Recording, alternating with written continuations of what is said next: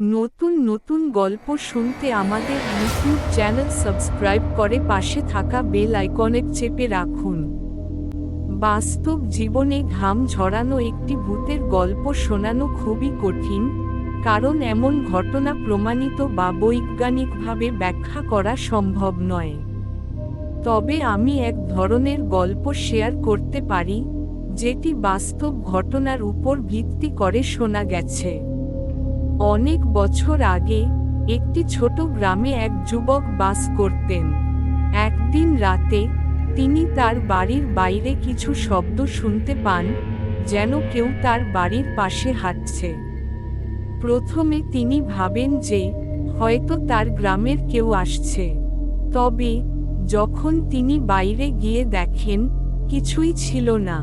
এরপর তিনি ভেতরে ফিরে গিয়ে ঘুমাতে চেষ্টা করেন। কিন্তু মাঝরাতে এক অদ্ভুত অনুভূতি তার শরীরে ছড়িয়ে পড়ে, যেন কেউ তাকে স্পর্শ করছে।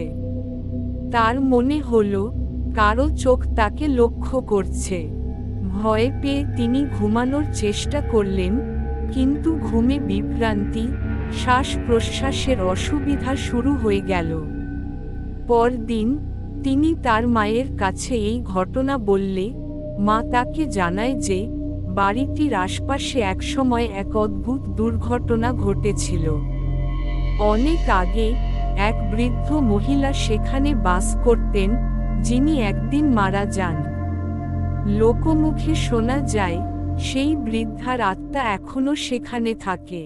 এরপর থেকে সেই যুবক প্রতিরাতে সেই অনুভূতি পেতে থাকেন।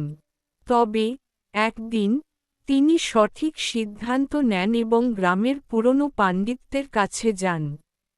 পণ্ডিতদের সাহায্যে তিনি সেই আত্মাকে শান্ত করতে সক্ষম হন এবং তারপর থেকে আর কখনো সেই অদ্ভুত অনুভূতি অনুভব করেননি। এটি ছিল এক ধরনের বাস্তব জীবনের ভূতের গল্প, যেখানে মানুষের অনুভূতি এবং আতঙ্কের প্রভাব আরও বেশি ছিল।